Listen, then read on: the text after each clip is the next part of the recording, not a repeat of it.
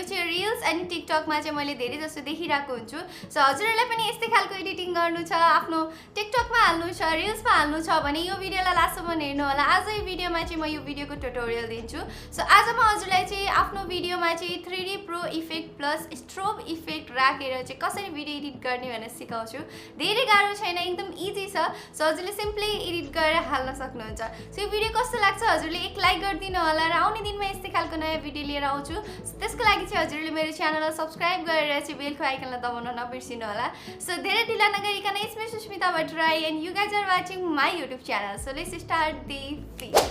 okay so फर्स्टमा चाहिँ हजुरले चाहिँ क्यापकट एपलाई ओपन गर्नु होला क्यापकट एपलाई ओपन गरिसकेपछि चाहिँ न्यू प्रोजेक्टबाट चाहिँ एउटा फोटो सेलेक्ट गर्नु होला सो हजुरले चाहिँ फोटो सेलेक्ट गरिसकेपछि क्यापकट एपको चाहिँ वाटरमार्कलाई हजुरले डिलिट गर्न सक्नुहुन्छ फोटोको ड्युरेसन चाहिँ हजुरले त्यति नै राख्नु होला जुन सेलेक्ट गर्ने बेलामा हजुरको चाहिँ 3 सेकेन्डको चाहिँ हजुरको त्यो ड्युरेसन हुन्छ त्यति नै राख्नु होला सो त्यति राखिसकेपछि चाहिँ हजुरले चाहिँ गर्नुपर्ने प्रोसेस भनेको स्क्रिन रेकर्डिङलाई चाहिँ अन गर्नु होला आफ्नो मोबाइलको स्क्रिन रेकर्डिङ अन गरेर चाहिँ हजुरहरूले चाहिँ एडिट गर्नु होला सो स्क्रिन रेकर्डिङ अन गर्ने बित्तिकै चाहिँ हजुरले फोटोलाई सेलेक्ट गर्नु होला फोटोलाई सेलेक्ट गर्ने बित्तिकै स्क्रल गर्दै जाँदाखेरि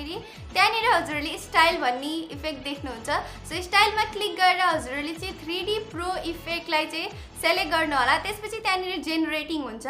जेनेरेटिङ भइसकेपछि त्यो एप्लाई हुन्छ त्यसपछि ब्याक आउने ब्याक आइसकेपछि चाहिँ कर्सरलाई चाहिँ फर्स्टमा लिएर जाने अनि त्यसपछि इफेक्टमा जाने इफेक्टमा गइसकेपछि चाहिँ हजुरले चाहिँ त्यहाँनिर पार्टी इफेक्ट देख्नुहुन्छ अनि स्क्रल गर्दै जाँदाखेरि चाहिँ हजुरले चाहिँ त्यहाँनिर चाहिँ स्ट्रोब भन्ने इफेक्ट देख्न सक्नुहुन्छ सो त्यसमा क्लिक गर्ने बित्तिकै भिडियो आफै स्टार्ट हुन्छ र स्क्रिन रेकर्डिङ चाहिँ त्यतिखेरसम्म अन नै राख्नु होला सो त्यतिको भइसकेपछि चाहिँ हजुरले स्क्रिन रेकर्डिङलाई चाहिँ अफ गरिदिनु होला स्क्रिन रेकर्डिङ अफ गर्ने बित्तिकै हजुरहरूले चाहिँ केही पनि गर्नु पर्दैन जस्ट ब्याक आउनु होला ब्याक आइसकेपछि चाहिँ कर्सरलाई सुरुमा राख्नु होला अनि त्यसपछि प्लसको आइकनमा क्लिक गरेर जुन रेकर्ड गरेको जुन भिडियो छ त्यसलाई सेलेक्ट गर्नु होला सो रेकर्ड गरेको भिडियोलाई सेलेक्ट गरिसकेपछि हजुरले केही पनि गर्नु पर्दैन एड अडियोमा क्लिक गरेर हजुरले चाहिँ अडियो सेलेक्ट गर्नु होला जुन कि अहिले ट्रेन्डिङमा चलिरहेको छ सो एड अडियोमा क्लिक गर्ने बित्तिकै हजुरले चाहिँ फर्स्टको जुन रेकर्डिङ गरेको भिडियो छ त्यसलाई सेलेक्ट गर्नु होला त्यसपछि हजुरले चाहिँ रेकर्डिङ गरेको भिडियोलाई चाहिँ सेलेक्ट गर्नु होला त्यसको अनवान्टेड पार्टलाई डिलिट गर्न सक्नुहुन्छ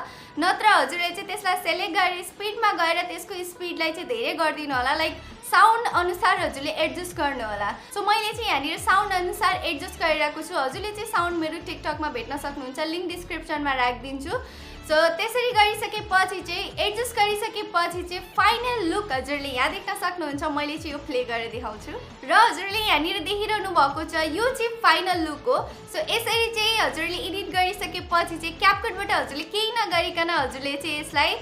एक्सपोर्ट गर्न सक्नुहुन्छ माथि एरो देख्नुहुन्छ त्यसमा क्लिक गरेर मैले यहाँनिर एक्सपोर्ट गरिदिएँ सो यसै गरी चाहिँ हजुरहरूले आफ्नो भिडियो एडिट गरेर अपलोड गर्न सक्नुहुन्छ यो भिडियो कस्तो लाग्यो हजुरलाई लाइक गरिदिनु होला कमेन्ट गर्न नबिर्सिनु होला र हजुरले पनि यस्तै खालको एडिट गर्न सक्नुहुन्छ सो आउने दिनमा यस्तै खालको ट्रेन्ड आयो भने मलाई चाहिँ इन्स्टाग्राम अनि टिकटकमा मेन्सन गर्न नबिर्सिनु होला सो आउने छु म यस्तै खालको भिडियो लिएर तबसम्मको लागि बाई टेक केयर